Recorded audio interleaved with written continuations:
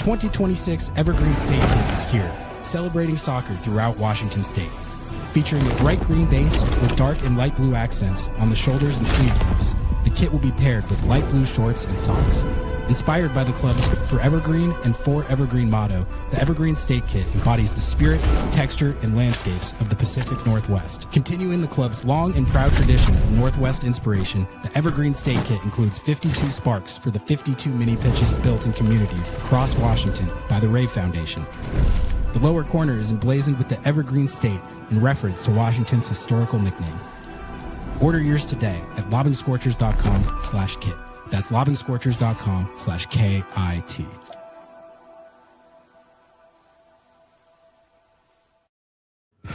What's going on, everybody? It would not be a Lobbing Scorchers show without some tech difficulties. I just want to say for the record, though, that wasn't me. It wasn't me. I don't know what happened. I'm not here to cast blame on anybody or talk about whose fault it was. All I know is that it wasn't mine. So apologies for that. Again, not exactly sure what happened. Cut in the middle of the Schmetz presser. We're going to chalk the rest of the Schmetz presser. I don't feel like getting that back set up again. So hopefully we're back. Everybody hear me? Audio good? All right. I think we're ready to start cooking again. Well, we will figure out whose fault it was, what exactly happened in good time. But now we're back. And I mean, look, Lobbing Scorchers made it 10 minutes into its first post-game live of 2026 before technical difficulties crashed it. The Seattle Sounders made it about 10 minutes into their 2026 season with multiple designated players on the field. So we are back. We are so back. Thank you all for hopping back over and bearing with that. Like I said, I'm not gonna get into the whole thing of pulling the presser back up, having that crash the stream again, whatever happened.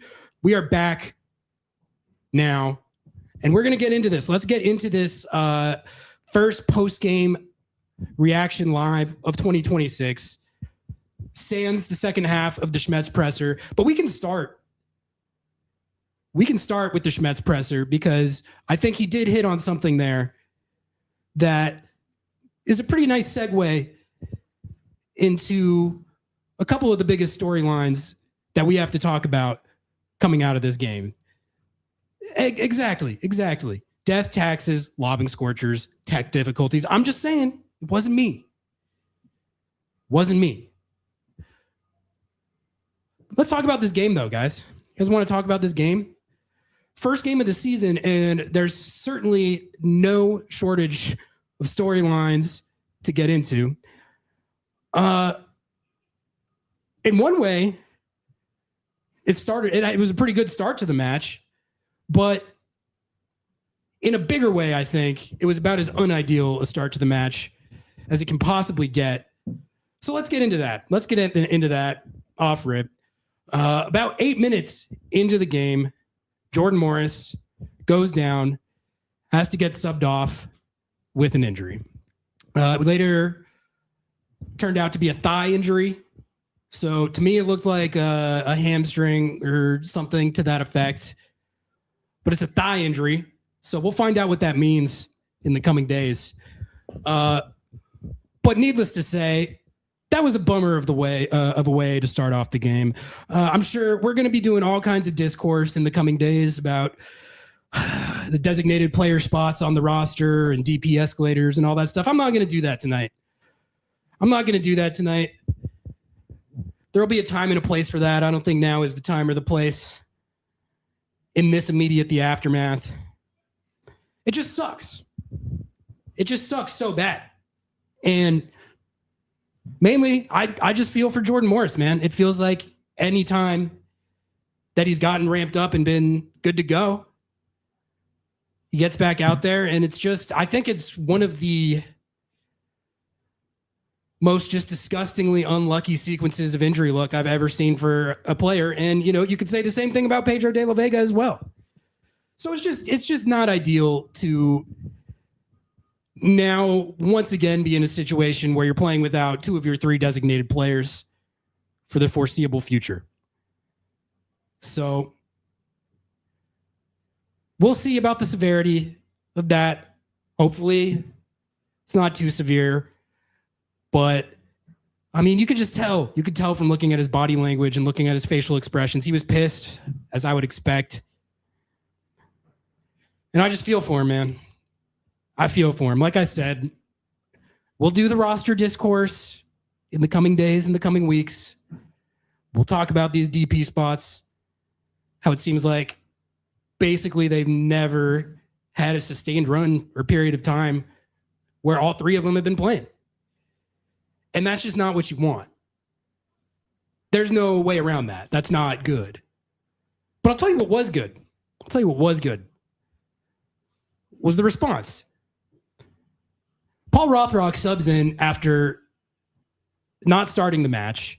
And when you're not starting a match, you're not really expecting to go into the match that quickly.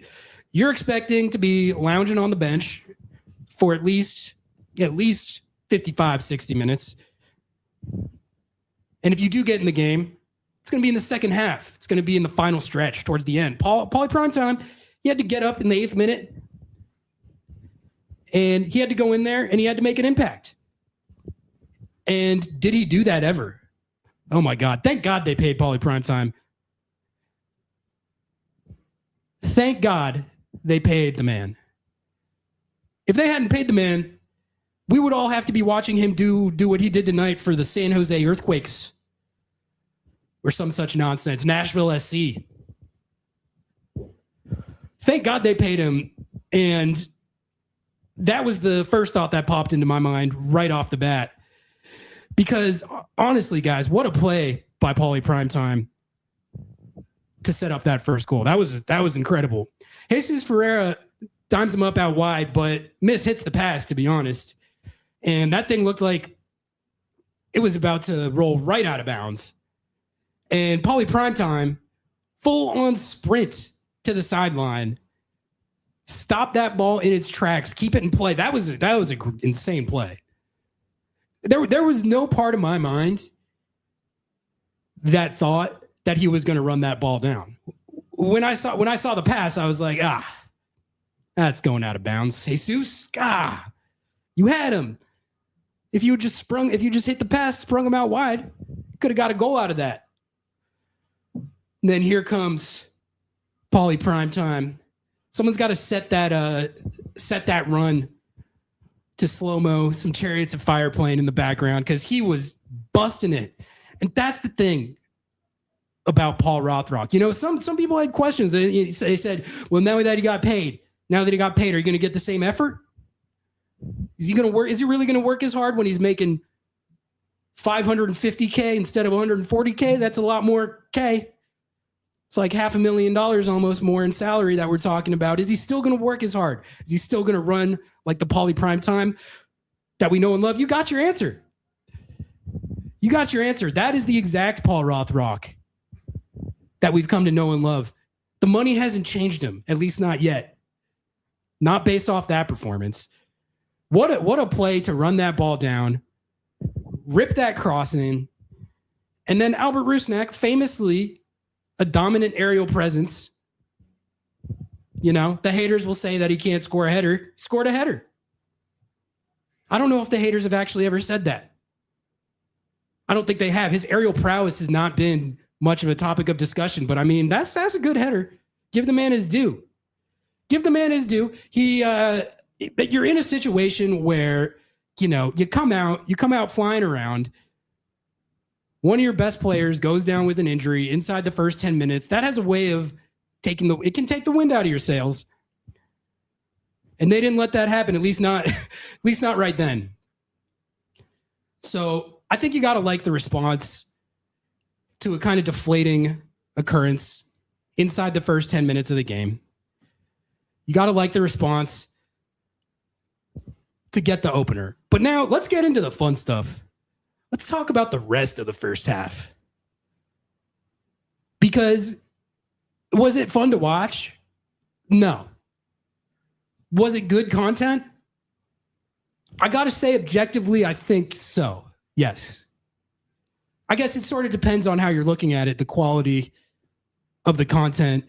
But as someone who was not necessarily enjoying what was happening on the field, I did have to acknowledge that some of the content, at least some of the content, was good. You know, we try not to be the ref guys on this show. We do. Sometimes it's unavoidable. But I think generally speaking, we try not to be the ref guys. And I think despite what some people might tell you, in a few instances where we don't adhere to it, we're generally not the ref guys. I try not to get on here, and even if there's calls I did disagree with, there's a bad result that goes against Seattle, I try not to make it about the refs, because one call or two calls or even three calls, they can impact games, but generally speaking, you're going to have opportunities to change the result, regardless of if there's some missed calls or calls that I don't agree with. So try not to be that guy. Unfortunately, I'm going to have to be that guy a little bit here. Here's the first thing I'll say about the ref.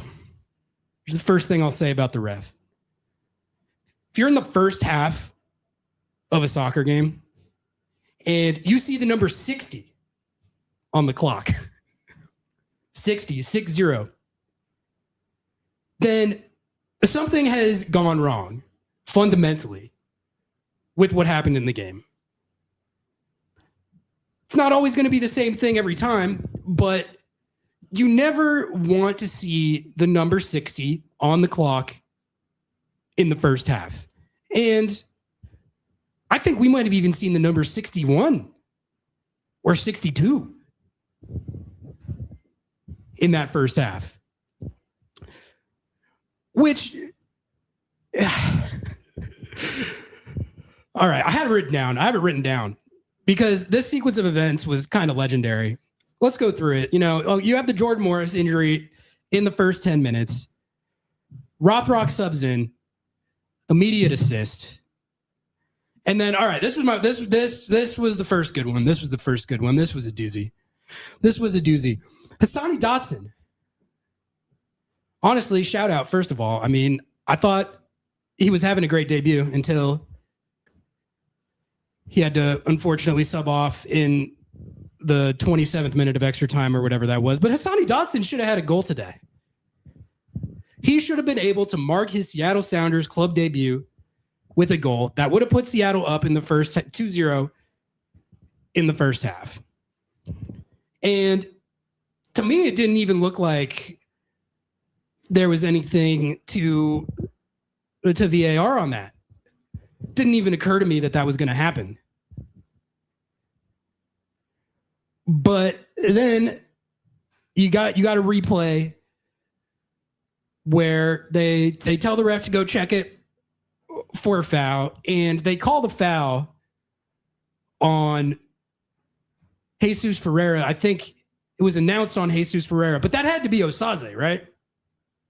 I think they got Osaze for a header that kind of might have made contact with one of the guys in the box. I think they got Osaze for a foul on that, which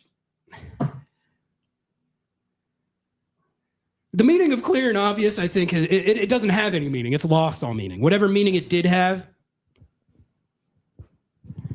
I don't think it has that anymore, because there's just no way you can tell me that whatever foul they were calling there, Osaze, Ferreira, whatever it was, rose to the threshold of something so egregious and so clear and obvious that you can disallow that goal. I'm sorry. I'm sure the state of Colorado is going to disagree with that. But there's just literally no way. If you're in the state of Colorado and you're arguing that was a correctly disallowed goal, I regret to inform you that you're incorrect. So that was ref show number 1 of the evening. Because the other thing about all these calls is they all took 15-minute delays to review and then call. Which, once again, if we're talking about the clear and obvious threshold,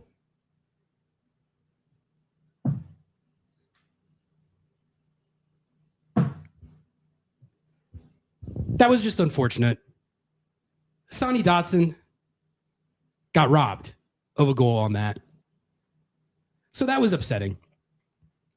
But again, if you have to look at it for an hour and a half, then there's literally no way by definition that it can meet the clear and obvious threshold.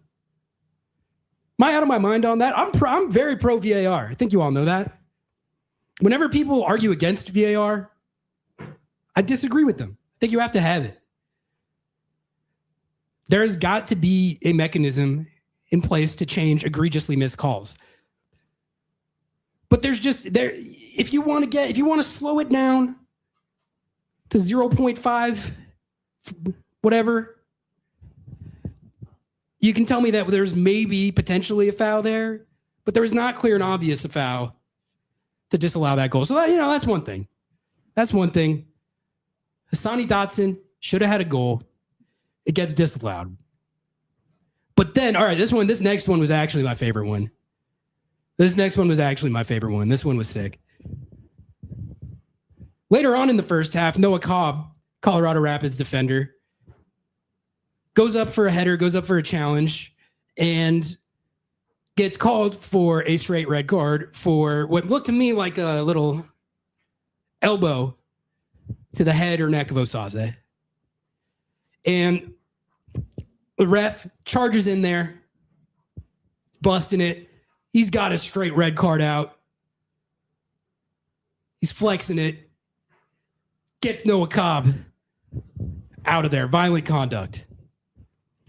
Now, that call, when I looked at that replay, I think it would have been a harsh red. But if it's called a red on the field, then it's got to be, again, an egregiously missed call, clear and obvious, right? In order to overturn it. So that's where I'm like, I don't know. I think you could argue pretty strongly that if you called that a red on the field, was there enough to overturn it? I didn't really think so. But my favorite part of that sequence, this is my favorite ref moment of the night. Do you guys catch this? This was my favorite moment of the night when he got on the mic to announce it to the crowd. And he goes, after review, number 24 of Colorado committed a reckless and violent offense. And as such, the final decision is a yellow card. A yellow card? Why'd you set it up for me like he's going to uphold the red? He definitely used the word reckless. I just thought that was such a good way to announce it. A violent offense, reckless. And because of that, I'm going to retroactively change the call from red to a yellow. Honestly, I think that might have been a better ref call than, you guys remember the however guy? However.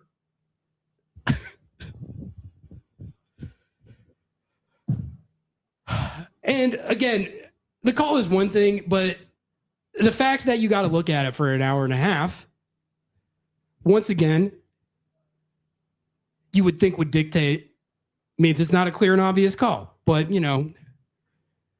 what do I know? What do I know? So at that point, I'm pretty tilted. Have you guys ever been more tilted watching a game that the Sounders were ahead in? Because I don't know if I have, to be honest with you. Didn't feel like they were winning. Schmetz called the first half disjointed. I think that was a charitable way of putting it. It felt like there was more time spent sitting there waiting for delays and calls to get reviewed than there was actual game at one point. I think it reached that point.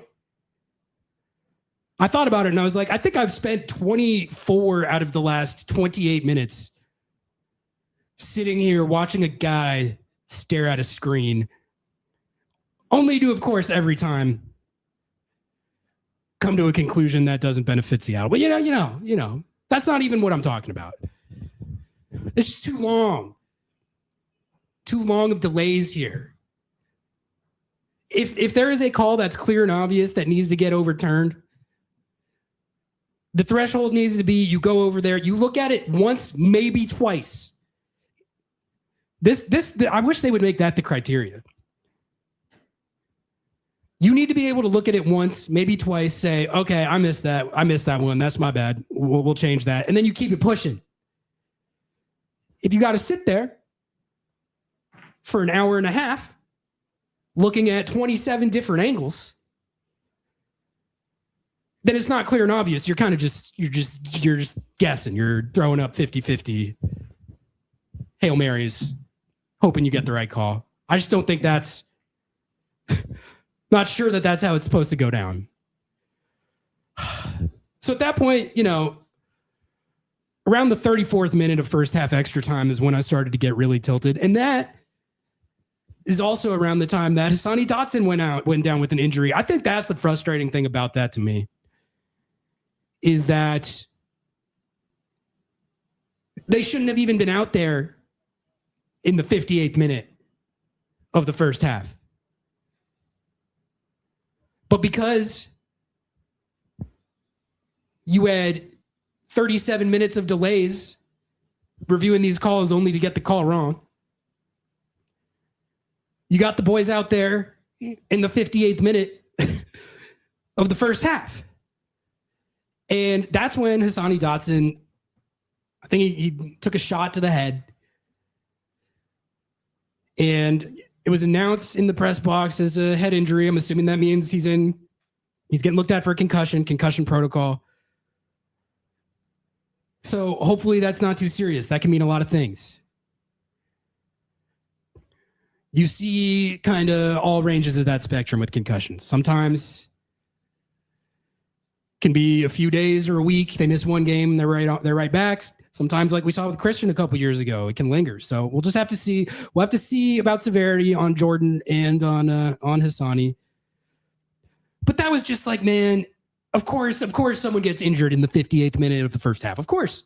Why wouldn't an injury take place in the 58th minute of the first half, which I've never even seen? Schmetz was talking about it at the presser. Someone asked him, have you ever seen a 62-minute first half? He said, I don't think so. Steph Fry, who's been in this league for like 20 years, was apparently talking about how he'd never seen that. So it was just all the more tilting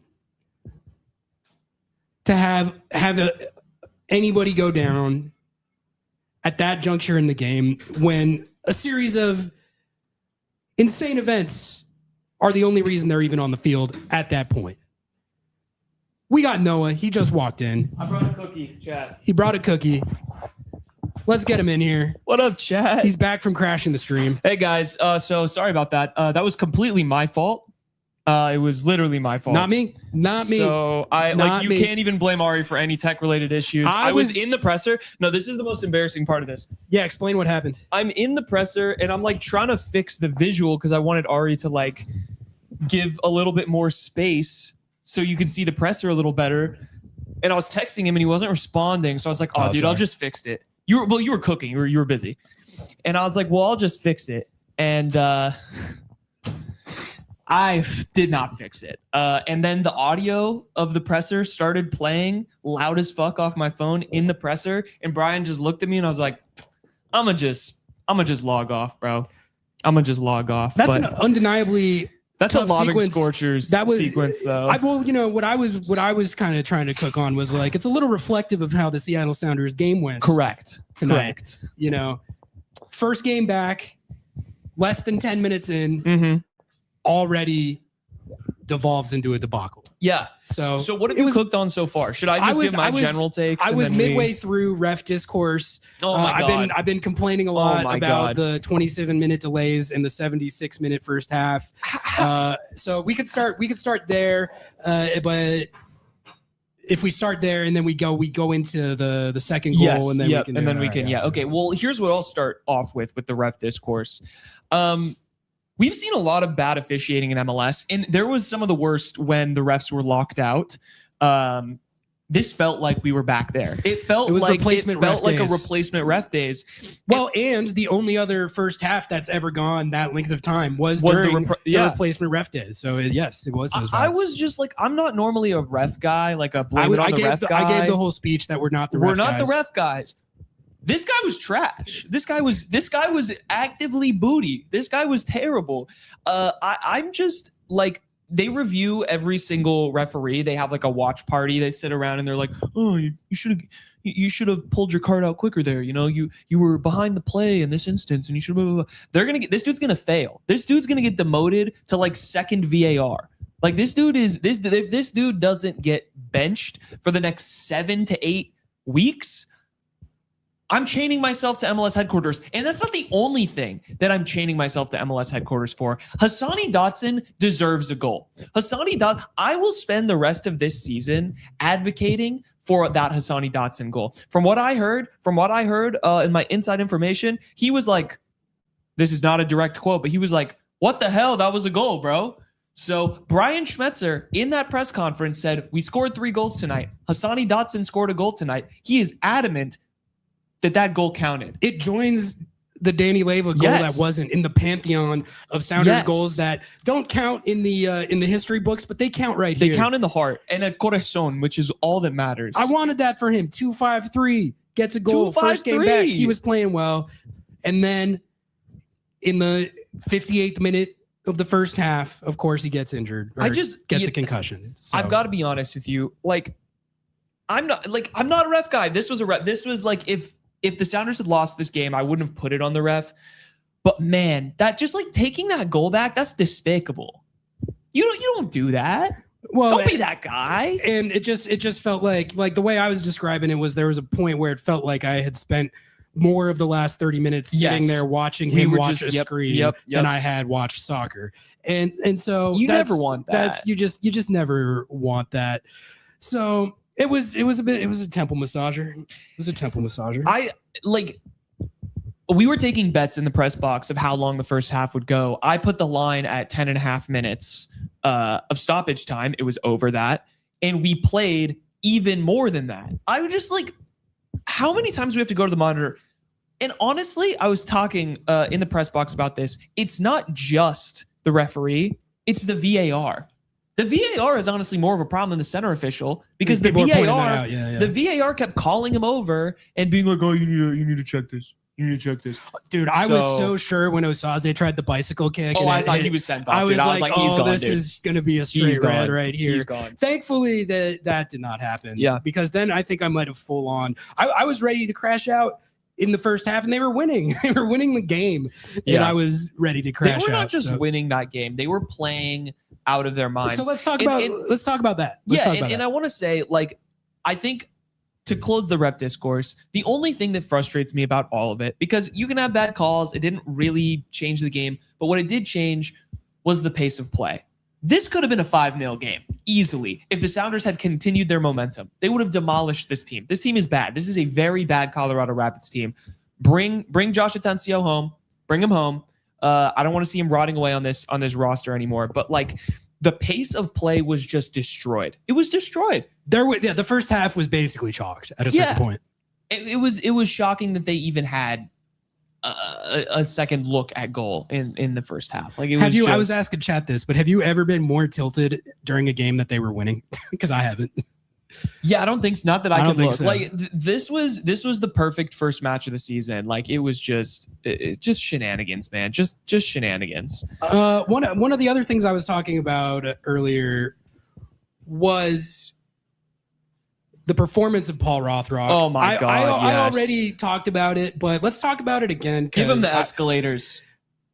Give them the escalators, dude. Give them the escalators. I mean, like, just the hustle on that play to keep that ball in. That's Pauly Primetime in a nutshell, man. The fact, dude, the run, slamming your body into the ad boards and propelling yourself back off so you can get back to the ball because you know the defender's going to make a lazy attempt to get back because they're like, oh, I got this. He slammed his body into the ad boards. That is Paul Rothrock. Grit, determination, Sounder, Capitol Hill, graffiti, baller play, dude. 1 goal, 1 assist. Let's talk about the second goal. I think you're right. Like, if there's anything else that's kind of frustrating, it's just that they should have really put it on this team. Oh, I know. The Rapids, they were getting some positive press during the preseason. They were actually, I'm not going to pretend I was above it. I was looking at it. It's like, new coach bump. Yep. Rafa Navarro. He's been getting a lot of hype for how he's been playing in the preseason. Paxton Aronson, I do think, is a good player, and they're building it all around him. So I thought maybe they'll make this game. Maybe they'll make this game a little harder on Seattle than you would think. But they really did not. I feel like Seattle definitely could have had at least a couple more. I mean, they did have at least one more in this game from Hassani Dotson that was unjustly waved off. And there was really there was no point in the game where they felt like they were under pressure for a sustained period of time. I don't think Andrew Thomas had to first clean sheet for Andrew Thomas in league regular season, I believe. He had to make one kind of big save at the very, very end. But until then, I thought it was a good performance from the defense. I don't know how much to read into that, because this Colorado Rapids attack, if it is going to be good this season, which it might be, Paxton Aronson, Rafa Navarro, maybe they get that to a point where it's a high level MLS attack. I don't think that's where it's at right now. But how many times last season did we watch the Sounders play a team like this, and they would look like they were bossing them off the field? Yeah. And then that team would bam and tie it right at the end, and they would drop points. So actually, I'm going to call this a good step in that regard, because they never let Colorado into the game. They never let Colorado in the game. They looked just as dominant as LAFC looked against Inter Miami, and a big reason for that was the center backs. And the fullbacks as well. Nuhu played an incredible match, dude. He was making good runs. He had that really nice touch. I think it was towards the 80th minute to kind of open up space. Yeah, the final product wasn't there. Okay, whatever. But he was having really nice vision. Alex Roldan was being a dog. I don't think he had his best game, but it wasn't like the CBs, man. Jackson Reagan. Woo. Oh my God. What is the U.S. men's national team doing? How is he not in contention for this World Cup squad? You're telling me Tim Ream? You're telling me Tim Ream is better than Jackson Reagan? What the hell? I'm not telling you that. Because that's not true. That guy just went out there and demolished the Colorado Rapids. I mean, the Jackson Reagan put on a clinic. He had 2 slide tackles that were like if you were making a prototype center back highlight reel, like these slide tackles where he's just blasting it into the 27th row. You're not getting past me. You're not getting past. He had a couple of those. And then also when teams have game plans where they want to try and counter and hoof crosses into the box, good luck, man. The man is 6'7", and you're not getting that over him. He got his head on the ball a couple of times on some corners. I mean, he's going to score this season. He is got to be the front runner for Defender of the Year right now, right? They're never going to give it to him. They're never going to give it to him. They don't have the courage. They won't give it to a real defender, but I don't know. If he plays like that all year, he's going to be in those postseason awards. He'll be best 11, MLS Defender of the Year final. He'll be in those discussions if he plays like that all year. Because, but let's give Yamar as well, dude. Yamar was a beast. Jo pointed this out in the press box. The press looked great tonight, which is something that I was encouraged by, and Yamar was a huge part of that through his all-around game. Yeah, he was looking Reagan-esque. He invested in Reaganomics. And that's just good to see, because let's be honest, this defense last year, they gave up 48 goals. They gave up a lot of untimely goals. Yep. I don't think the CBs were set piece goals. No set pieces conceded tonight, folks. I don't know if you can blame that on one guy or one position group, but it's the whole defense last year was part of that. And there was a lot of games like the home opener last year against Charlotte. Yeah. Kind of a similar situation. I think that Charlotte team is better than this Rapids team, but similar situation. It's a game that you're ahead, that you're playing really well, and that you should win 10 times out of 10. And they were giving up soft goals, and they dropped points off that. They did that a lot last year. They didn't do it tonight, so that was good to see. Should we rip these super chats and then start taking calls? Yeah, let's do it. All right, I'll pop them. Let's pop them. And I'll drop the call link into the. Yeah, sounds good. Kush, thank you so much for the $9.99. I think this is a super sticker, but you just dropped it, so thank you. And then Kush again with a 20 bander. Capitol Hill's finest, Paul Rothrock. Brother, that's my neighbor. God, he was Paulie good. Primetime. Here's what he smiled when he was asked today about do you think you're going to be the top scorer? Like, is that a goal or an ambition? And he smiled and he went, honestly, I don't think about it. I just want to win some trophies with this team. And it's like, that's who he is, man. He's a dog. He's just absolutely a dog. And another thing that Brian said is that, he could use this as an excuse. He could have been like, coach, well, I wasn't ready, whatever. And this was my favorite Brian Schmetzer quote about Paul Rothrock. He is always ready. He is always ready. And that's just true. Another Paulie Primetime $1.99 donation. We appreciate it, Kush. Another $4.99 from Kush. And one final one for Paulie Primetime, the Paul Rothrock. Thank you so much, Kush, for the combined $20, $30, $7, 5, 6. Yeah, math is hard, but we did it. Not a math show. Famously not a math show. Yep, call in link. I'll pin it. You pick the first one, Ari. We got our favorites in the queue. You're all our favorites. All our favorites. We don't have favorites. We got some staples in the queue. We are so back. We're gonna go Kenny, we're gonna go Jordan, and then we're gonna go Tribe. Let's get Kenny in here. Kenny. Welcome to the stage. Welcome back. Welcome back, boys. We are back. Too long. 2026 season is underway. 2-0 win over the Colorado Rapids. The ref show was out in full force, but you get 2 goals and the dub. How are you feeling? I'm feeling good. I do want to preface this, not to rain on the parade or anything, but this is probably our easiest matchup until probably May, maybe. There's some keep talking. I'm sorry. Yeah, my bad. There were teenagers at center back, so when we're talking about Albert Resnack, aerial dominance, he's playing against some, a 19 and an 18-year-old or a 20 and an 18-year-old, but it counts, still Kenny. good. It counts. It counts. It counts. They all count. I'm not anti-Rusnak Brigade, but how about Jesus Ferreira dishing it to Albert, bricking 3 motherfuckers on the way, left-footed, cutting inside, great. Does anyone know if he got the assist on the Rothrock goal, or did they cowardly take it away because it got deflected? Oh, I wouldn't know. He gets a secondary assist on the first goal, so if they did take it away, we're going to call that even. When it gets to the end of the season and you all are trying to tell me that his assists don't count because some of them were secondary assists, he should get the primary on the Rothrock goal. So 1 assist, if that's what he has coming out of this, accurate reflection. It balances out. A big takeaway, probably the biggest takeaway for me playing against a team like this is probably Snyder Burnell coming in, stepping up, looked better than replacement. Played above his age. Combining with people, moment wasn't too big for him. Season debut in front of a bunch of fans in the rain. Most fans since COVID. Most fans in a season opener since COVID. Amazing. Yeah, I know some people were complaining about the lines. I didn't make it today. Some people were complaining about the shortened kickoff, the shortened gate times, right? Yes. Yeah. It was there. It was a little bit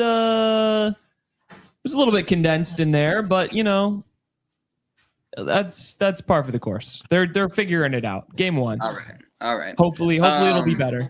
Snyder looked great. Like you said, Nuhu had a good game. Nuhu FC, it doesn't sleep. We don't have an off season.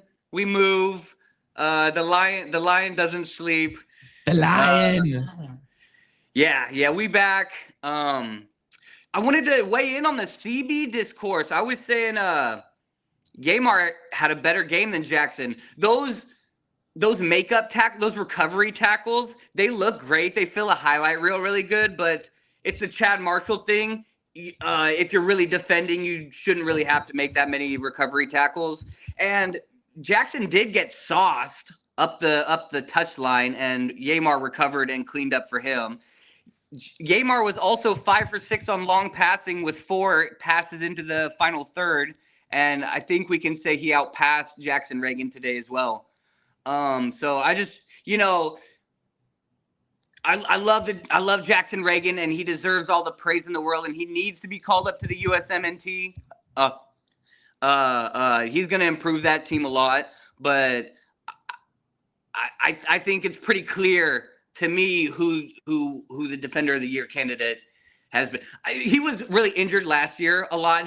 Had a stop-start season, but I just love me some Yamar, man. We know you're the Yamar and Nuhu super defender, and we love it and we appreciate it, and I know they do too. But no, dude, Yamar looked significantly better today than I think he did most of the second half of last season. Like, he came back.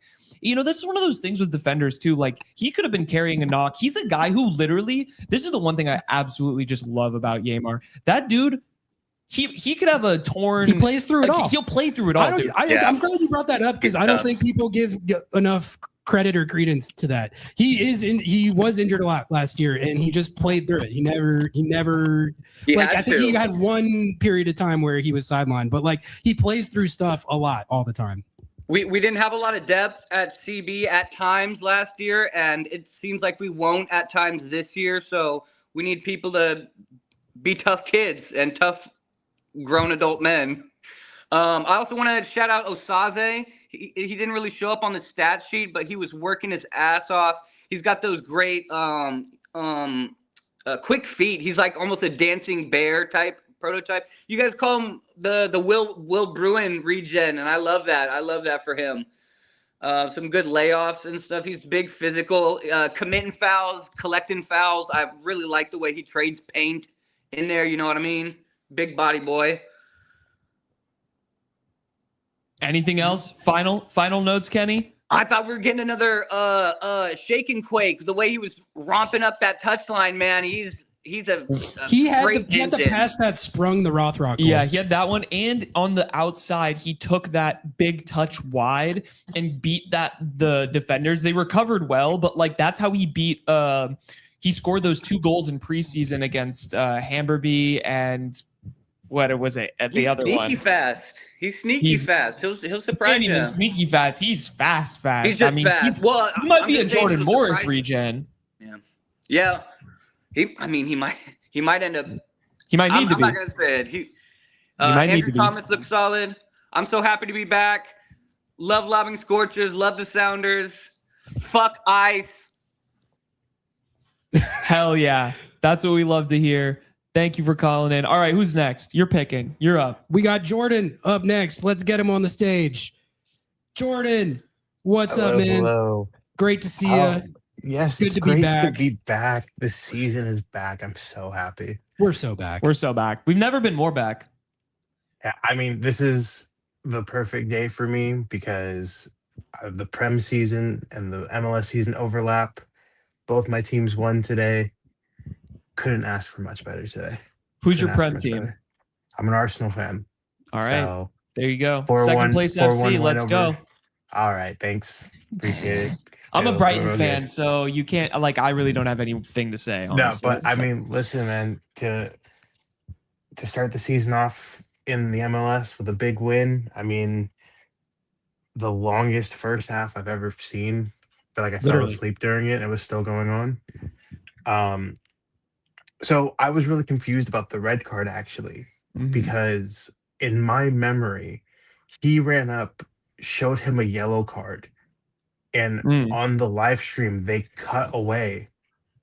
And then when they come back, they're telling him to go off the field. I'm thinking, did he get hit in the head? And I think after like 3 minutes, the commentator goes, "Oh, it's a red card." He literally ran up, flashed a yellow card, and then told him to leave. I think he had. I think he had the red out. It was a red. Yeah. Okay. Maybe he had the yellow attached to the red on the back. Okay. Was it like a the shot angle from behind? I don't remember. All I remember is they showed a yellow. I looked away. I was at dinner with family, so I was talking with them. And I turned back around and I'm like, he's taking a long walk for like a concussion thing. And then they're like, oh yeah, he's been sent off. And I'm like, wait, Yeah. what? That It doesn't looked make like a any red from the sense. press box. To be fair. If they had called it a yellow on the field, I wouldn't have crashed out about it. But with it being called a red on the field, I will tell you this: you're not supposed to change that unless it is like very, very, very, very clear that you missed it. You can't say that for that call. I will say I'm getting cooked for this too. So like I'm getting cooked by every Rapids fan. They're like, aren't you the guy who tweeted that this was a clear red? I was like, bro, from what I saw, he elbowed him in the head. Like, so from the replays they were showing, I don't think the elbow like fully makes contact. mm, The reason why I feel like it took so long is the referee. What my theory is the ref on field was like, I'm not changing it. And VR was like, no, you don't understand. Like, this is not what you think it is. He's like, I'm not doing it. I genuinely think they were like, you're changing it. We're going to sit here showing you the same replay until you change this. That has to be it. That's the only explanation for how that takes an hour and a half. They need to release, because in the Prem they released the VAR. In the Prem they will release the VAR.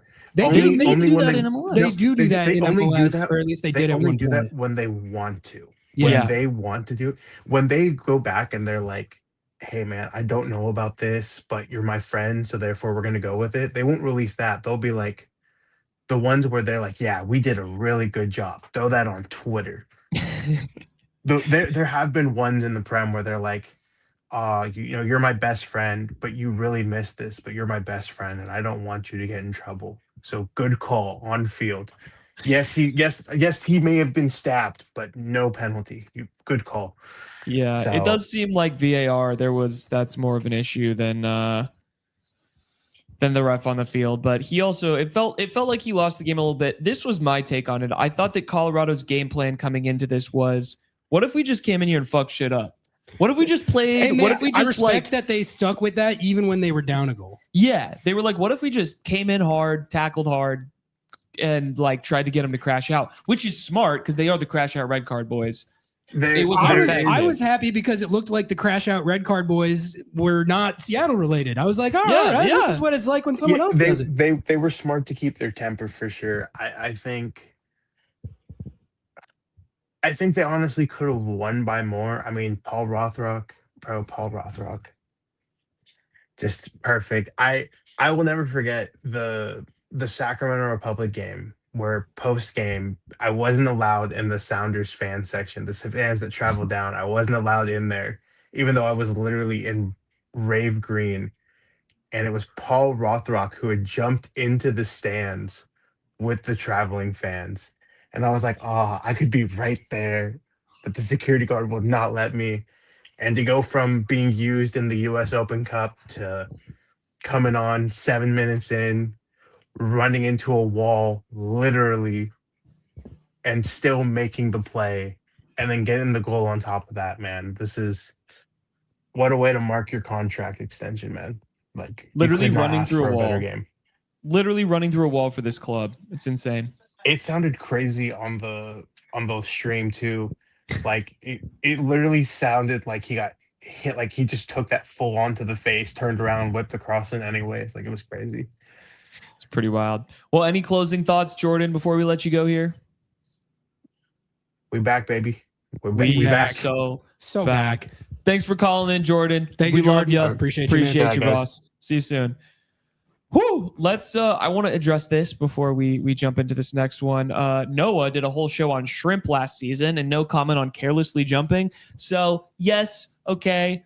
There. I don't have any like shrimp related discourse to talk about today, but according to Jeremiah O'Shan and Sounder at Heart, who are the designated pro referee guys, where they get to ask questions to pro. They asked about the Osaze de Rosario card, and here's what they say. We asked pro referees about the disallowed goal. This was the explanation. Seattle number 95 was penalized for carelessly jumping at Colorado number 77 after 77 fairly played the ball. Carelessly jumping?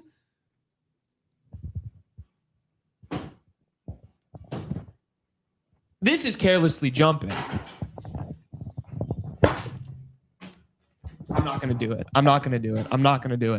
I was because that reaction was just about to make me jump off the stands and into the rainy weather down there. Because what are we even talking about? Since when is carelessly jumping against the rules?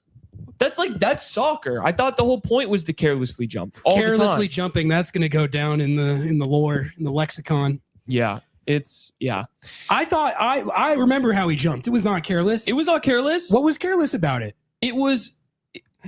He was just jumping. How are you supposed to jump with care? This is soccer. This is a contact sport. What are we talking about? I'm not going to do careless. We're not. All right, let's get Tribe in here. Let's go. Tribe in here. Tribe. What's How good, we doing? boys? How What we up, doing? Tribe? Welcome back. We're back. Seattle Sounders 2-0 victory over the Colorado Rapids. That's the good. Jordan Morris and Hassani Dotson come off with injuries. That's the bad. Where are you at emotionally, Tribe? How you feeling? I'm overstimulated. I don't know what to think. I just want to go run into my room and cry, and at the same time celebrate and run naked on the beach because we just won. It's the referee. It was tough. I've never seen that much stoppage time since the Everton game where a protester tied his neck to the goal. I've never seen that much stoppage time except for that. That's a good ref. And that was insane. Now, I am very, very happy with Osaze de Rosario, and I can see how much he's improved in preseason in his positional sense, in the runs he tries to make, and the passes he tries to play. I honestly feel like he could be potentially one of the better strikers in MLS eventually. As for Jordan Morris, this might be a hot take. I don't know anymore. I love him. It's time to go. I think it's time. You just can't keep getting away with this. We're effectively down a DP spot with no production out of that DP spot. And you have teams like Inter Miami and LAFC who are signing players, not even in DP spots, that could be a superstar here in Seattle. Something needs to change about that, but I don't know where you guys stand on that, so I kind of want to hear that. I mean, I took heat. I'll take this one to start out with because I took a lot of heat for my Pedro de la Vega take, and a lot of people said, "Well, he scored more goals than Jordan and played more games than Jordan last season. You should have the same take when it comes to Jordan." And I do. We had a lot of conversations about how the DP escalators was I was not a big fan of it. I love Jordan Morris. When he is performing, he does perform at a DP level. So that's hard to not justify, especially right after he signed that DP contract. He played that season, scored, I don't even remember how many goals. I mean, he went off 18 that year. All comps. 18 all comps. But yeah, man, this injury, it's devastating for him. It's devastating for the roster spot. And it's the same thing that I feel with Pedro de la Vega, right? If he was on a different roster spot, maybe a different salary, maybe a different situation, I'm frustrated with the way that he's categorized because he's got talent, but man, he's just been so absolutely unlucky. That's insane. That is both of them, man. Both of them. That's what sucks about it. One DP.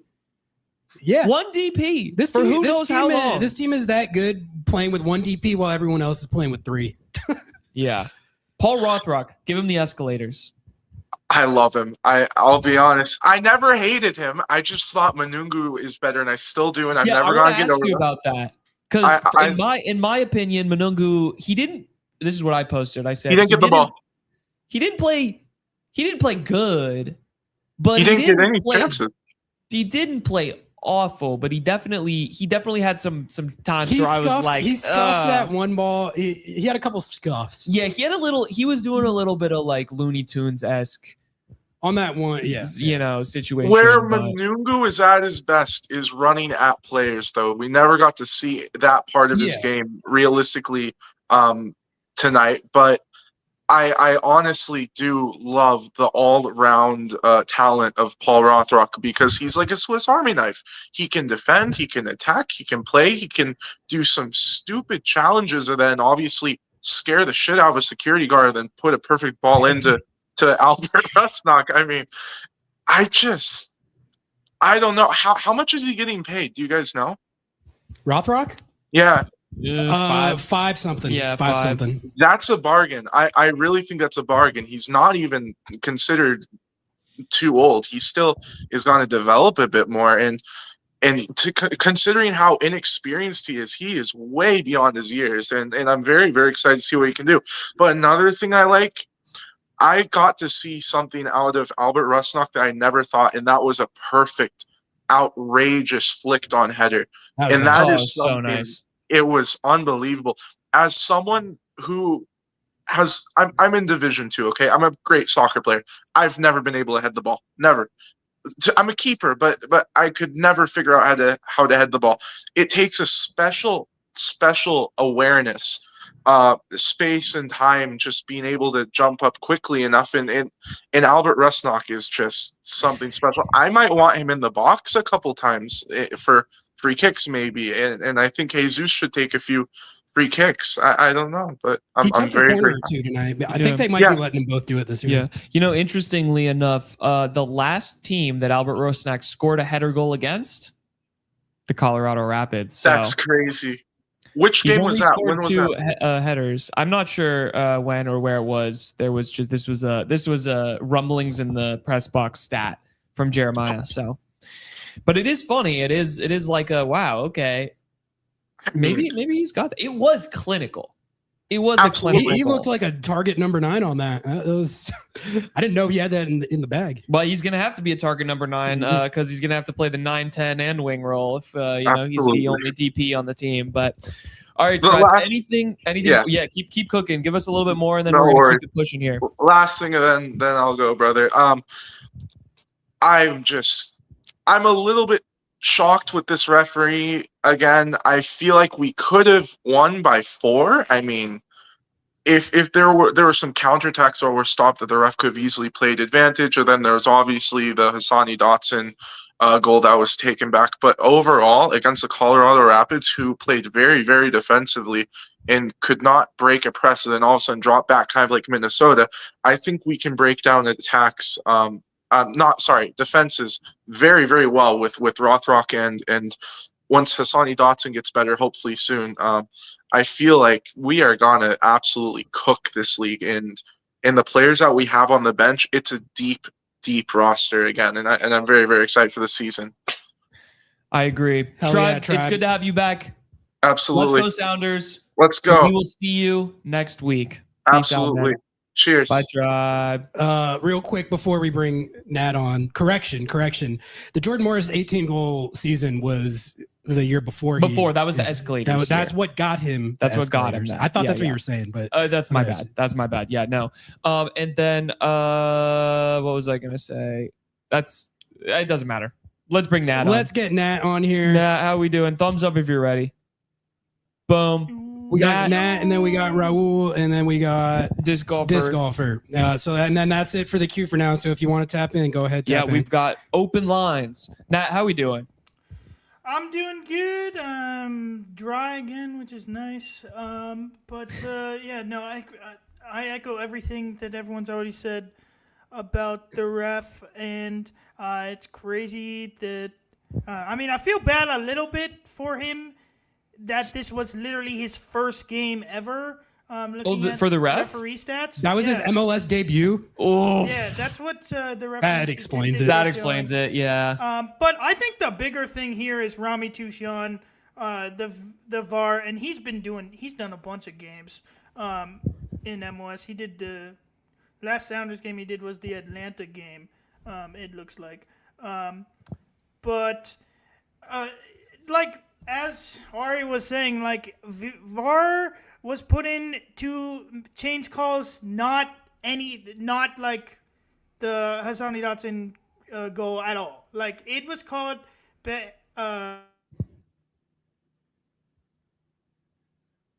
I muted myself. I always think about when it was first being introduced, Howard Webb talks about that in the 2010 World Cup, he didn't give Nigel de Jong a red card because he didn't see the play. He gave him a yellow card. And if he had seen the freeze frame of that play, which is a cleat to the stomach, then he would have given him a red card instantly. And he just had to see that play by looking at that for like 2 seconds. Those are the plays. There's a lot of those obvious plays that sometimes the ref just doesn't have a good view. And those are the plays that VAR is supposed to check. Exactly. This play, 3 minutes later, 3 minutes, like basically 3 minutes, it feels like both teams are standing at the center circle, and then he goes over. I've been saying, like, we need like a 10-second timer on, I think that's what it should be, 10 seconds when they get there. And if they can't tell, then it's not clear enough. Exactly. Yeah, there needs to be a timer. You need to be able to look at it once or twice and know. And if you don't, then you leave it. That's it. Yeah. You can't. These situations where they're standing there for an hour and a half, they need to go. You can't have that. That's not what it's supposed to be. 61 minutes in a first half is despicable. It's despicable. That And can't half the happen. time That you're not can't even happen. playing soccer. I'm sorry, that can't happen. If you are making pitchers have a pitch clock and they're dishing dimes, throwing their arm off, and a referee can't be held to a similar standard, I'm sorry. I agree. We need a clock. We need a clock. We need a stopwatch. And that should be and all with that, like, it's like no one was complaining about the goal, not on their team. Like, there's one guy on the ground. I don't see any contact on the play. Just didn't. It wasn't contact. It was reckless jumping. Careless. Yeah. Careless jumping. He carelessly which is jumped. nothing. Oh my God. So him lying on the ground, in a sense, could be a yellow card for like simulation or stuff like we shouldn't be rewarding players for staying on the ground like that. Or if they're gonna do that, then let's get the trainers on sooner. Yeah. Like, it used to be like 15 years ago, if someone went on the ground, they just immediately brought on the stretcher, and then they would carry them off and then treat them. I like those days. And that would be better then that does lead to less stoppages. I dig that. Yeah. Like the stretcher team used to come on so much more often than they do now. Then also, I don't understand on the play that Paul Rothrock got taken down in behind goal. He has the position on the Colorado. I'm used to being mad at Minnesota. That was the last season. That was last It's season. the same idea, Same honestly. thing. Same thing. But like, Paul is in front of the guy. The guy has no chance at the ball, and he's grabbing at him. That is a dog so. He would have had play. to call dog so red on that. That's why he couldn't do it. He couldn't do it. He is already outside had of a the VAR box. red taken off. So It's outside of the box, so it wouldn't have been a penalty looking at it. But that is a foul, and I thought so too. People were saying in the box that they thought that that call was okay, and I was disagreeing. I don't think I agree. No, I don't think I agree. I think that was a dog so red. There was a little group think going on that play in the press box. I think that was not I think part that was of group it. think. I think that was group think. You can like, some grabbing is allowed, but you still, the only time you're allowed to grab is if you have a play on the ball. And if you have no play on the ball, then it's a red card. Or it's They got away with a have to always tactical be going foul. to the ball. Oh yeah. What was that? Paxton Aronson should have had a yellow. Literally commits the tailor-made definition of a tactical foul. He totally skates on that. Seattle does the exact same thing. Snyder B does get the yellow on that. What And the Paxton hell, man? commits a foul right after that. I think that's the Hassani Dotson header. Yes. Injury that happens right after that. He also didn't get yellow. That he didn't get a yellow for. I'm just saying he should have been sent off. The Colorado Rapids, you could have had multiple red cards. Okay, let's be clear. Let's be clear. You're lucky to just get the whooping. Okay, you're lucky you didn't get. Should have a couple guys suspended, perhaps. Yeah.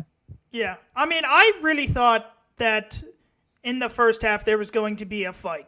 Like there was they're Yeah. already on the play where directly after Paul Rothrock got taken down and there was nothing, and then immediately their guy did get a yellow card. There was a big mass confrontation, and like the ref had lost it, and I just felt the fight was coming on. It's shocking that we still had 22 people on the field at the end of this game. They did get the red card that he did give out. Like that was not a red card. That was a yellow card. Like that was, I don't see an elbow there. So that's crazy. But still, I thought that there would have been a red card. But moving away from the ref, I wanted about Jordan Morris, because like people are texting me being like Jordan Morris worst DP ever for the Sounders. Like Paul Rothrock should be starting. I'm going to, like, I love Jordan Morris as a Sounders fan, and through this entire years, like, and that will always stay the same, because he got us to an MLS Cup in 2016. He did. If he doesn't score in Colorado, Flu game. we're not going to the MLS Cup. I guess we already had the lead, but still. 2019, hat trick against Dallas, big goal in that game. Without that, we're not moving on. We're not getting past Dallas in the first round. Yeah.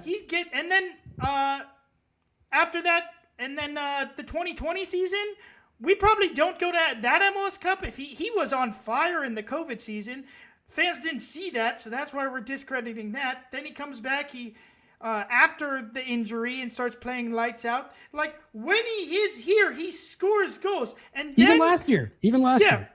And then so he becomes a DP when he becomes a DP. So we have the DP spots open when what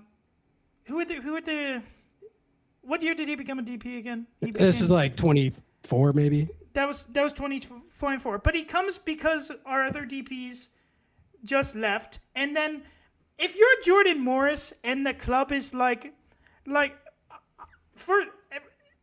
Morris always seems like the sweetest, kindest guy. Like he doesn't feel like the guy.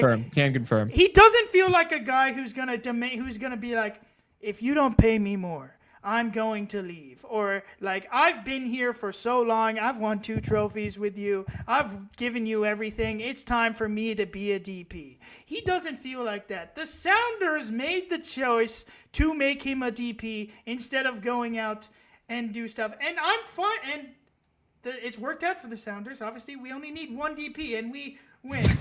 But That's like the bit. That is the bit. You all need 3 DPs? We How got about one.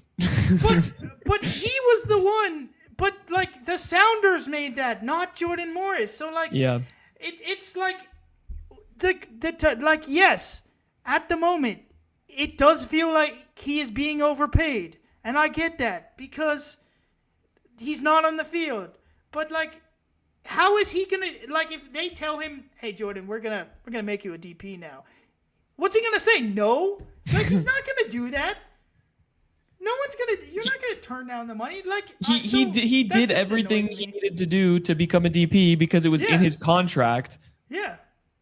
It's like what you're saying, I think, in a roundabout way, is like, if you're mad at anybody, it can't be Jordan Morris. It has to be the front office for deciding that they didn't believe that he would score this many goals, or that if he did score this many goals, he would be worth it.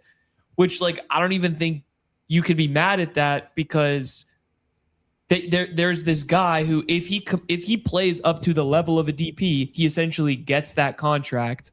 And he did. You expect him to continue to play like that. In season after season, he's been unlucky. Not moving away from him, you can have that conversation. But I still think that the conversation about like him being a DP is so silly, because at the time it made so much sense. Same with Pedro de la Vega. Like my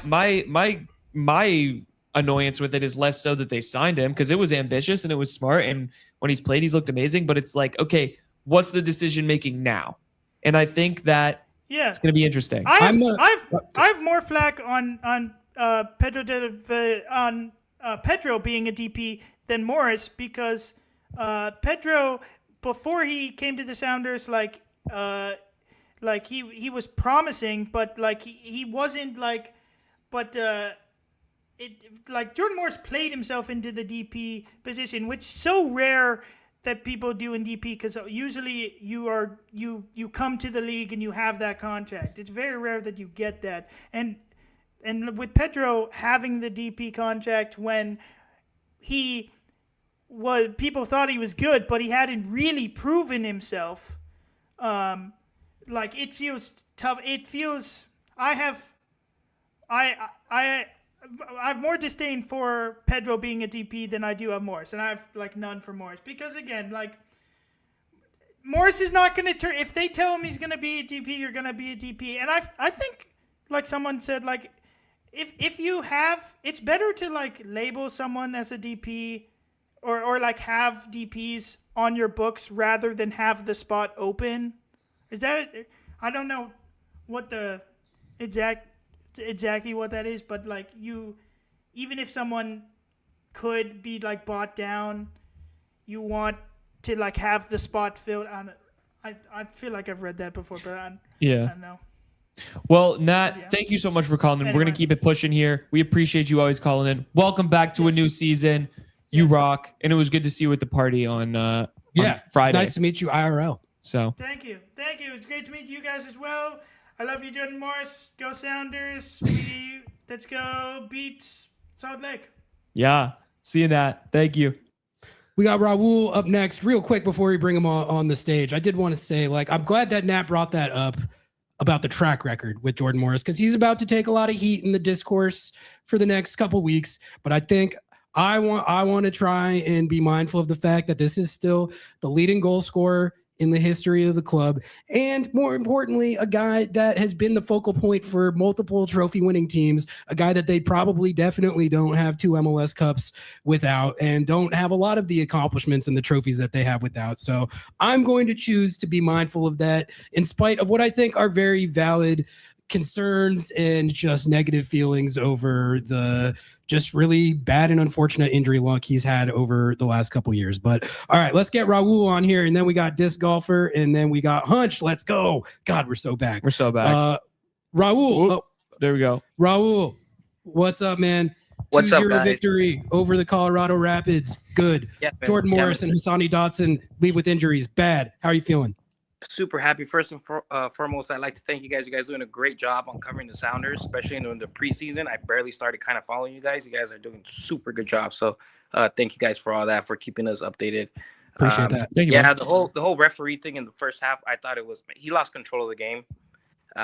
We could have been at least like 3-4 goals the first half, but makes sense now. I guess he's a bit of a rookie, but yeah, other than that, Morris's injury, I love Morris. We all love Morris. But at some point we got to say, hey, this whole DP spot, we got to respectfully kind of move on. But other than that Hassani Dotson, he had a good game. Snyder, that kid is a gem. He's going to be doing real good. But Paul Rothrock, man, just the energy, the intensity, the urgency, the heart. I mean, when he came in there and just took care of business like right away. And of course, Rusnak, Let's go. There we go. Bert. I love that guy. Yeah, I'm just happy with the win, and I'm glad that the boys are back. As far as the attacking thing, I think that the Rosario, he's looking a lot better, but I'd like for him to be a little bit more sharper. He's a big dude. Big Brazilian guy. He's good, but very happy with the win. Yeah, I'm just going to keep it short. Thank you guys so much. You guys are awesome. You guys are doing a really good job. I am from LA, but you know what? I'm a Sounder at heart.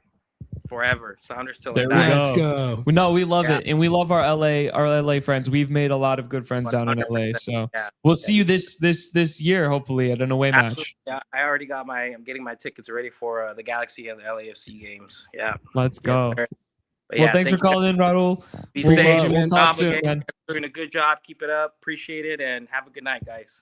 Thanks, boss. Go Rusnak. All right, we got Disc Golfer, then we got Hunch, then we got DJ. Let's get you here. He's ready. He's ready. You do it. Hands off. Right. Listen, I've ruined the tech too many times. Fellas, can you hear me? I can Yeah, hear we you. got you. We got you. Is Damn, that a was Paul close, dude. Rothrock hoodie? Oh, is this a Paul Rothrock sweatshirt? Yes, it is. Dude, literally, I'm gonna keep it a buck with you all. I literally just messaged my partner. I was like, bro, I'm up next. And she goes, are you wearing your Paul Rothrock sweatshirt? And I said, no, I'm not. And so I frantically switched sweatshirts, and here I am. It's an appropriate night to wear it, because I think if we were giving out man of the match, there's a few candidates from this one, but like I think you got to give it to him just for coming in cold off the bench in the 8th minute, immediately getting an assist, scoring a banger for good measure. It's got like True. God, I'm so glad they paid him. Jesus Christ! I'm so Oh glad. my God, me They too. almost didn't. They almost did not. And here we are. And what would I do with this sweatshirt? Probably still wear it. Probably still wear it. Yeah. Like I like. Let's be perfectly honest. I still Yeah. would. But I'm glad I get to wear it tonight. So yeah. No. My initial thoughts on the game. Happy. That's it. First half. If you had asked me at halftime, I would say mad. Yes. Because that was a crazy fucking first half, dude. What happened in that? That was nuts. What happened? I got to the end of the 76th minute of the first half, and I was like, "What am I watching? What year is this? How many that games was have you played? terrible. First of all, I had to watch an hour and a half of it or something. I don't know. An hour and a half of a ref just making weird ass decisions. It's what it is. What it is. But no, overall, dude. First of all, bro, Reagan and Yamar, so good. Just so good. Awesome. Like, dude, second half, especially Reagan. What are we doing? This is, dude, he might be the best CB in all of MLS. He looked like it tonight. He looked so good. He was so good. He looked like a level up. Which I don't think we've even talked about him as like a step forward guy, but that kind of, we'll see what happens this season, but that kind of looked like a step forward to me. Like that was great. I think so. I mean, I'm biased, obviously, if you couldn't tell by the amount of rave green I'm wearing, but horribly biased, but like, dude, he was so good. It just like, there was a lot to be desired from this game, I think. Injuries, especially, which suck. They suck. I think, and that ties into, I've been very critical of the offseason, the amount of players sold and the lack of players brought in, and the lack of depth in certain areas. And I think, I don't want to be negative, but I do think it is worth saying that the team as a whole has gotten older and has not brought in as many players as I hope they would bring in. And now you're seeing injuries in week 1. And that sucks. Like, that just straight up sucks. But, besides all that, dude, this game was fun as fuck. I had a great time. Sorry, I shouldn't swear on your YouTube channel. No, I you're apologize. good. We do it all the time. Guys, all right, good. Oh, I actually it started calling someone, but it literally has the label defense on it. Defense was calling tonight. It's a big red phone that says defense on it. It is labeled defense, and then Noah just called whoever is on the other end of that line. Which the is defense is calling. Defense stepped up tonight. Like, I think it was not a perfect game, but it was also one of those games where at no point did I think Colorado was going to score. No. Quite frankly. Like, it just did. It never felt like the Sounders were in danger of losing, despite some questionable calls, despite some maybe questionable injuries. I don't know what to call it. That's mostly Dotson being injured way too late in stoppage time. But no, great game. Well, that is something great to start think to the about. season. They would that Dotson injury have happened if the ref was just somewhat competent? No, that's what I was saying earlier. Dude, that happened in the 57th minute of the first half, which shouldn't have even been happening. True. That's what pissed me off more about it. Ari was spitting about this earlier. I gotta I read will this. die on this hill. Ari you were was spitting all so hard I had to end the over stream. You were spitting so hard I had to end the stream. I was Makes ready sense. for the ref No, discourse it was, tonight. bro. I'm usually the guy That that's shit like, should not don't have talk happened. about the refs, but like tonight I had to get in on this ref discourse. What you were saying about the defense, though, that was a welcome sight for me, man, because honestly, like watching this defense last year, there was a lot of times where I was like, "Whoo boy, let's hold on to our hats because they are only 1 goal ahead, and we know how that goes." I felt none of that tonight, so that was nice. You know, I know it's just the Colorado Rapids; they didn't look very good, but like again, they played a lot of bad teams last year where they did give up bad goals and blow leads. So it was just nice to see them not do that. Yeah. And sorry, just to, this is going to be like some 2-year-old discourse right here. So I'm sorry about that. I will die on this hill. I still had more fun last year. I would still rather tie 2-2 than win 1-0. I thought last year was so much fun compared to, was it 2024? What year are we in? I forgot. Yeah, 2026. So, dude, last year was still, I think, more fun. It was definitely more entertaining, not always in a good way, but yeah, that's fair. Yeah, that's super fair. But tonight was a blast. Good for the sound. Second half was a blast. First half was touch and go at times, but that's okay because you know what? It's the first half of the season. Who cares? But hopefully the injuries are okay. And yeah, I had a good time with it. So that's all I got. I just wanted to call in, say hey. Hell yeah. Thanks, Disc Golfer. Pop off, but have a good night. Yeah, we'll catch you on the next one. See ya.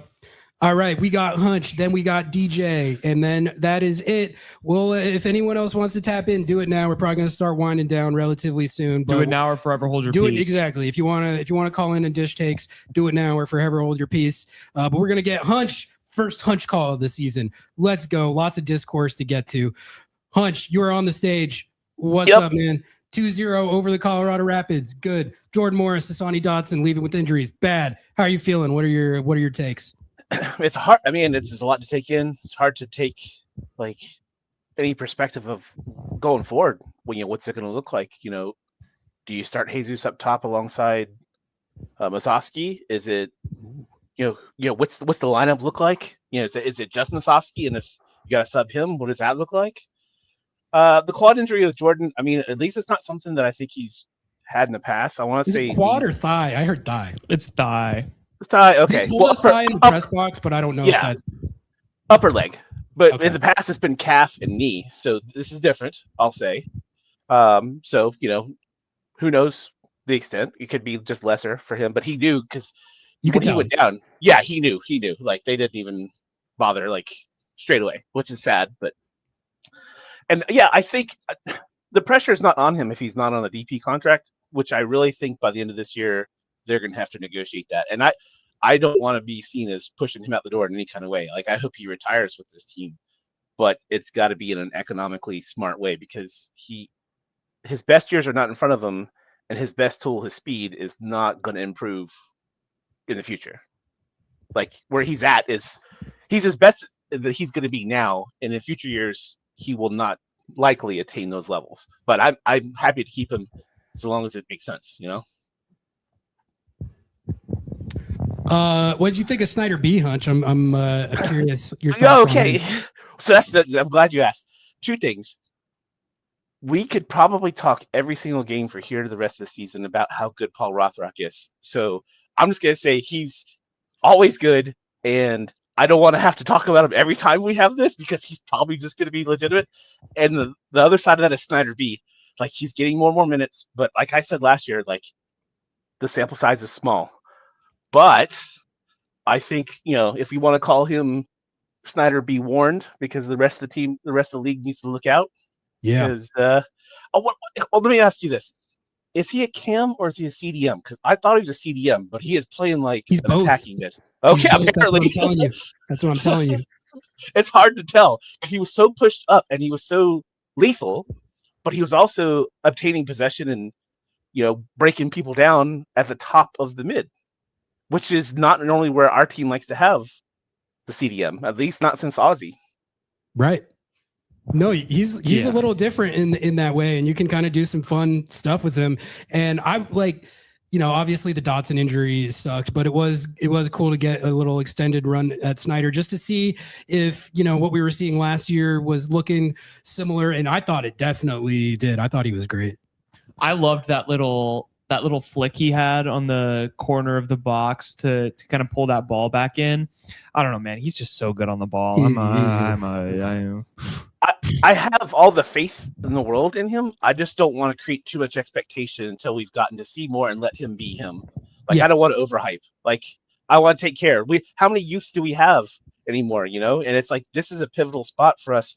Probably, I would say let's next year, top of the box or top of the formation, a 9 and probably a 6 is going to be the top 2 things. If he works out here, like that could settle at least half of that. Meaning, like, we let him develop and he fills in, which means then they only have to shop for potentially a 9 or something like it. I don't know. So I just want him to take his time and develop as hopeful as I am for what he could be. But yeah, I think you guys mentioned already the center backs. I think after last year's performance, probably the offseason was like, we are not doing that again. And I don't mean the center backs. That's what I was hoping. That's the coaching team said, you are not doing that again. This team is not known for that, and we are not going to play that way. I think you're right. And I hope you're right. Because that would, like, it did get a little ridiculous last year. Like, just sacrificing results that you really just should not be. Like, this game last year, I would have been just stressed the entire time that they were gonna blow the lead and end up with a draw. So I was never worried in this one. I didn't have that. Like, that didn't strike me at any point during this match. Like, exactly. I thought we had it. Which wasn't that nice to not feel like that. The opposite of that was being like the Atlanta match in Atlanta last year. Some of these matches last year, it felt like I was driving a car going 80 miles an hour that I had no control over. Like, it was just not enjoyable to be in that situation. Watch out, everyone. And there was none of that tonight. There was none of that. No. They took a team that they were way better than and outplayed them thoroughly and beat them comfortably. Only 2-0 on the final score line, but like that could have been a 3-4-0 game. In fact, it was a 3-0 game. Hassani Dotson's goal counts in my heart. So it should have been 4. Yeah. Rusnak flirted with a brace. He kind of had that open back post and just kind of to the right. Yeah. He had it though. Like, he was served in. It's like, oh man. And that also could have uncorked it too, because then you start getting unhinged. Even though Colorado, I think, used all 5 of their subs. Yeah, I thought the performance offensively was enough for me to be like, all right, like a lot of the good stuff that we really liked last year looks like we're seeing that again. And we barely even talked about him at all. But Jesus Ferreira was a big part of that. I was going to say factors into both of the goals. Well, look at it. So my top performers, obviously Rothrock, Jesus, and Andrew Ice-T. Like, he had to be solid. Like, he wasn't moving to make saves. He was already in position. Like, he had it red. And then he was in control in terms of, like, I know the 8-second thing that they're going to be big on. You can't hold the ball, which I'm a little shocked at how much we didn't press their keeper, knowing that they had to put the ball down. But Andrew was all over it. I thought he had a good game. I will say about that Jesus, he had the assist to Paul Rothrock, I'm pretty sure. Yeah. And I'm fairly certain both of them are playing wide right and wide left. And when you have those two guys connect on a goal unassisted, like, what are you talking about? Like, you just bypass the entire center, both their defense and our offense. No center forwards up there, and just said, us two guys way out here on the extremes, we'll get it done. Yeah, absolutely. Hunch, we got 2 more calls in there behind you, but any last takes or thoughts you wanted to get out there? Yeah, I'll say this. Like, my expectations and hopes for the year are, and I was on him last year, was Jesus has a breakout in Osaze. Like, if he just becomes, formidable beast number 9 or whatever he ends up there at the top, I am so here for it. As I mentioned, if he ends up having to pair with Musovski, those guys like to poach, both of them. Yeah. But Hosaze's young and he's got size. If those two figure out how to become a tandem, it's gonna be gross. It's gonna be gross. I thought Osaze was good tonight. He was one of the ones I was watching the closest because he just had this great preseason, and I kind of wanted to see if he could live up to that. First half, I was like, well, you can't really tell that much because there's only about 12 minutes of actual soccer that was played. Second half, I thought he grew into the game a little bit, and he really, he started that whole play that Rothrock eventually scored on. So I know he didn't get a goal, but that's the kind of stuff you want to see. So I thought it was a positive night for the Osaze agenda. Yeah, I like the Osaze agenda a lot. I think his runs, he was getting in the right position. He didn't finish, but I don't think that was necessarily the end of the world. Yeah. And he took it down the right wing, got a little bit of gas. His top speed is not like his top, skill, but if he's got somebody who can go with him, I mean, all they gotta do is dish it back, and then he's either heading it or just bodying defenders off as he soon come crashing in for that, follow on. So I'm just so here for him having a breakout season. Oh, last thing, and you can let me go on this one. That's fine.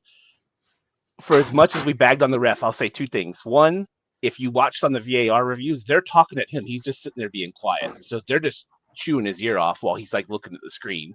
And two, the one big thing I say about refs who quote unquote lose control is why are they put a yellow? Dude issued 3 or 4 yellows in the first half. So I'll give him credit for trying, but he's going to take the brunt of all the arrows on this one. So I feel bad for the guy. Yeah, obviously he's new because I don't recognize him, but I blame VAR more than him. Ever. Yeah, I blame VAR more than him. So anyway, glad to be back. Glad you guys are back. I'm so happy to be talking with you guys. And it's good to talk with you too, Hunch. Sorry, I was making sure I didn't crash the stream again. Thank you much. Look forward to the next one. Yeah, we'll talk to you on the next one. Have a good one, man. See you, boss. Thank you. Right, we got DJ, and then we got Sounder Naves all the way. Sounder Naves, dude. It's 8 in the morning over there. I think the way from Norway. All right, let's get DJ on here. Then we got Naves. Then we got Parker. Let's go. Keep it rolling. DJ, you're on the stage. What's up, man? He's got his Sounders hoodie on. What's good? 2-0 win over the Colorado Rapids. We're back. Yeah. That was good. Jordan Morris, Hassani Dotson injuries. That was bad. How are you feeling? What do you think? Yeah, so I'll be brief because I feel like many of the previous callers pretty much summarized what I wanted to say. But today was an amazing game. I brought one of my buddies, and I think I converted him. He is a Sounders fan. Paul Rothrock. That's the only person I want to talk about today. Please. He has proven that he is a starter. He needs to be starting for the rest of the season. I will die on that hill. Just phenomenal dribbles. Now, do I think that we can just improve as a team in terms of finishing? Absolutely. But the hustle, right? The grit that Paul has, it just puts people, it makes people uncomfortable, right? The other team at least. And I think that's the type of player that we need, someone that other teams are afraid of, right? I don't want Paul Rothrock to dribble at me, right? Or even Georgie, right? And we didn't really get to see that from Georgie today.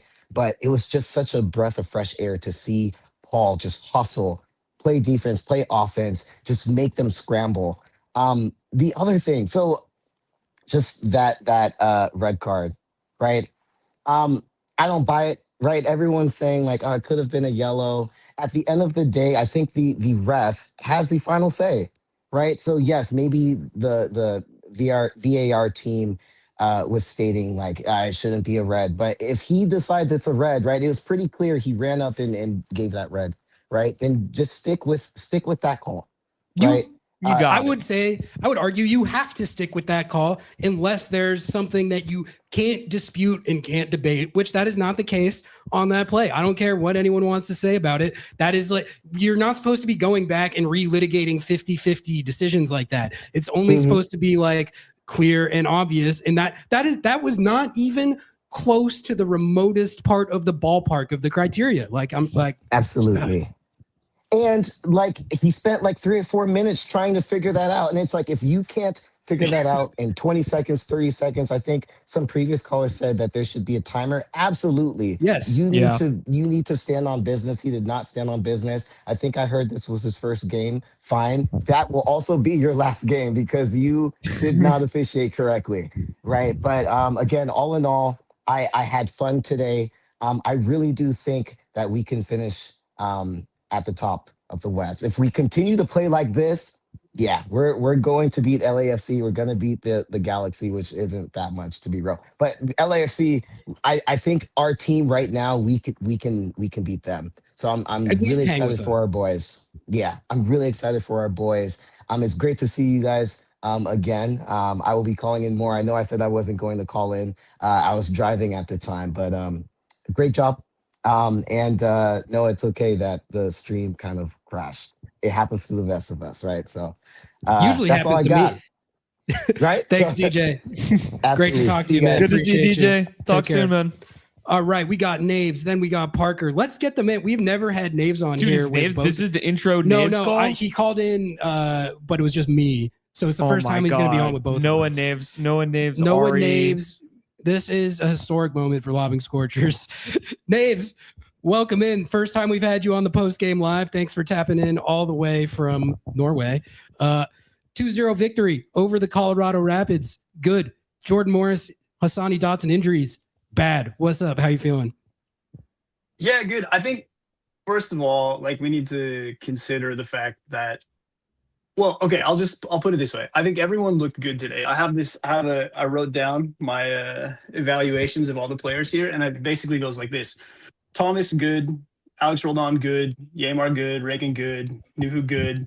It's just good all the way through. Like I didn't think anyone had. I mean, obviously, like Jordan is kind of like not applicable. He was only on the pitch for like 3 minutes, so that's a bummer. But everybody's good.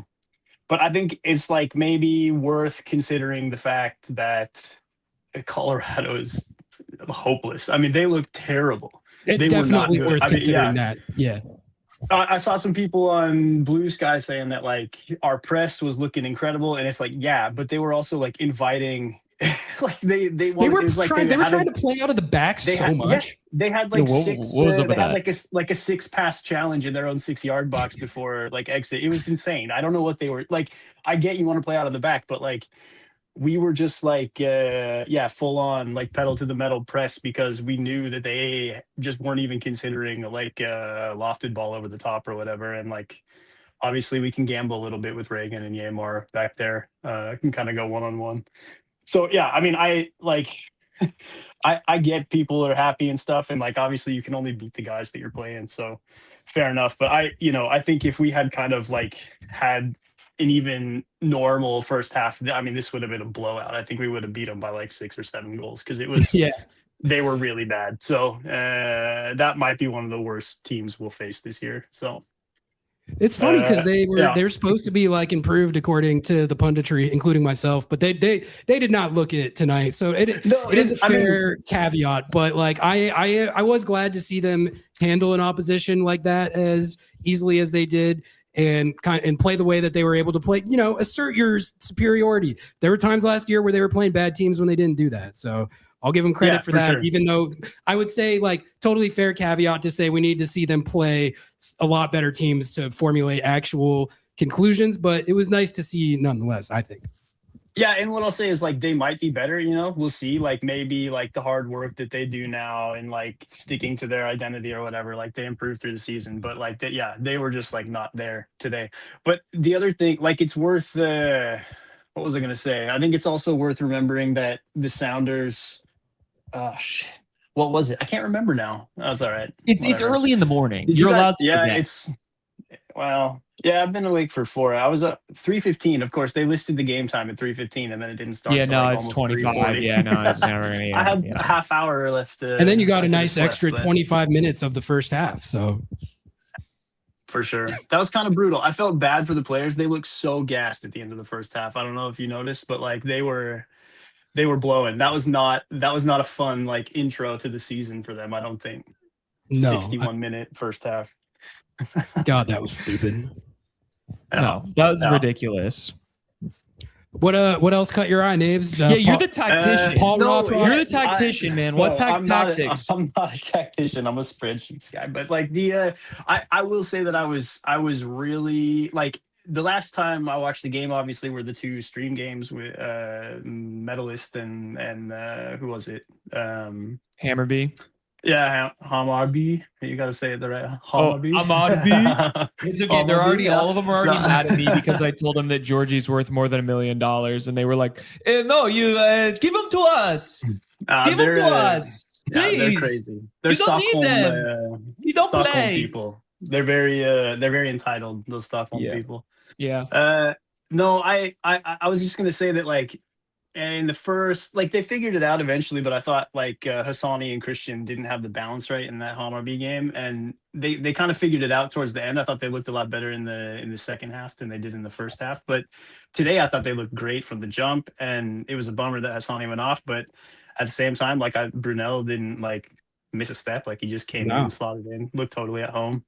Again, like playing against the bad team. So, you're going to hold off on the. I always got to get interrupted by the kid, right? So there's the 3-year-old. Oh, there you go. Special guest. Du, jag snackar på telefon. Kan du gå till mamma? Jag kommer snart. Nej. Yeah, sorry. Look at that. I can't That's remember great what I was parenting talking right about there. now. Love to see it. Oh. What were we talking Well, about? I want to know Yeah. you were talking about the Danny Leva or not Danny Leva. Oh God, Hassani. I'm also right there with you. Hassani Dotson and Christian Roldan double pivot. I was a huge fan of Hassani in this game. I've been like super up on him from what I've seen in preseason and everything. I really hope he's fine. I think he's probably going to be fine. The way that Schmetz kind of talked about it, it seemed like it was a precautionary situation. Yeah. But like how do you see his role kind of adapting? Do you think he's going to be a goal scorer like this? Yeah, maybe. I mean, Christian talked about it a little bit in that interview you guys did with Alex and him. Like he talked a little bit about being more of the 6 and letting Hassani kind of like roam a bit. So I think, most likely, I think we'll probably see. I mean, jury's out on Petkovic or whatever, but I guess it's kind of. I will say he did have Zins in his locker today, so he is at least incredibly Slavic. He's wired. Yeah, that rocks. And they weren't 6s, they were 8s. Was he wearing an Adidas? I didn't even know they made that. Tracksuit. Yeah. Dude, he was when we were still in there, he was still in full like kit, and I was like, all right, okay. bro. Cool. No, but I guess I just think that like probably it's going to be like Petkovic will probably be like the understudy to Roldan, and then Brunel and Hassani will probably be the more sort of advanced or like roam about guy, number 8, whatever you want to call it. So I think we'll probably see that. I think Hassani, hopefully, I mean, that'd be great if we had another box crusher. I mean, one of the biggest problems, I think, not last year, but the year before when we couldn't score any goals was like we never committed more than like 3, sometimes 3.5 guys to the box in attacks. And so like and it was like why I was kind of like down on Rothrock also that year, even though he had a career year that year. But like there's so few like open play goals. Like we kind of set pieced our way to, not that there's anything wrong with that, but like the open play goals thing was a problem because we needed somebody to like create something out of nothing. And we didn't really like Rothrock's a lot of things, but he's not like a create something out of nothing guy. He's like more like a mix it up guy. So, but if we can get another guy into the box to like be around and play with Rothrock, like in that kind of like zone outside the box or like just inside the box, I think, that could really like open some things up. I worry a little bit about it with Petkovic and Roldan. I mean, I don't know Petkovic's game very well, but at least with Roldan, like he's obviously awesome, but like he doesn't eat ground like a lot of lone 6s do or at least they're supposed to. So it might leave us a bit exposed there, but so it'll be interesting to see how it plays out and the kind of balance we strike there. But I mean, if Hassani can get to the bottom, and the other thing is like we can be a bit more aggressive if we know that we can, when Hassani tires out at 60 minutes from doing like lung busting sprints all game, if we can just bring on Brunel and basically have a like for like that with no drop off. I mean, pretty sick. It'd be nice to be able to get another attacker in there. Yeah, that midfield is just. It looked really good. The Hassani Christian duo looked good, and then like you said, there was no drop off with Snyder. Yeah, no, it'll be. I mean, let's wait and see how they play against LAFC or whatever. But I agree, it looked good today. Happy with it. Hell yeah, Naves. Thank you for calling in. Loved having you on, and keep calling, man. You got to stay up at those crazy hours so you can tap in and lay down the takes. So. Yeah, appreciate will do, you, man. I got to get my 3-year-old to kindergarten now. Yeah. There we go. Go parent. Go be a parent. Whatever. Yeah. Take care. All right. Bye, we got Parker, and then we're gonna close it out for the night. I don't know if you're in here on purpose, Hunch, but you're back in here. But we're gonna get Parker, and then we're gonna call it a night.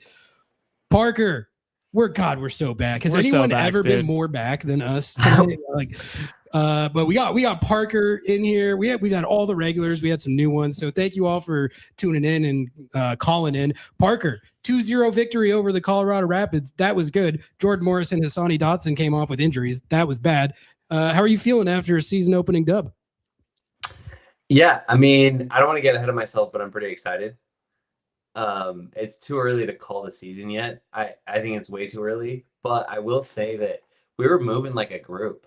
I've never seen us. We've had some strong starts, but sorry, I was laughing in the comment. No, you are not chopped liver. Anyway, yeah, I don't know what they're doing.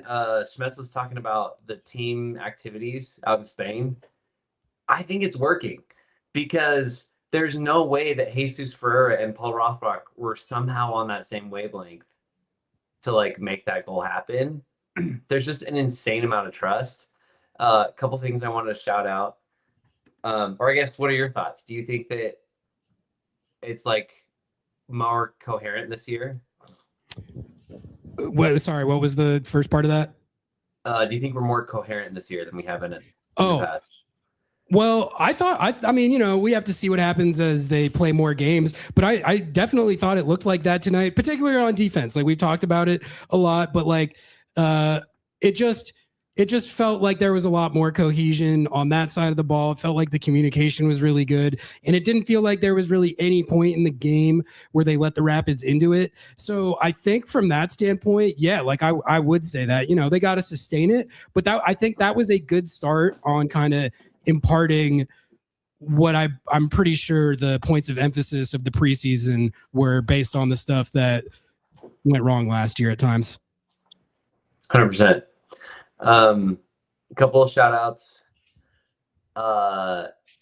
Andrew Thomas somehow had the presence of mind in the 92nd minute where he made a save and then a second save, but he didn't cover the ball on the second save. He just bumped the ball away from him so that he could then he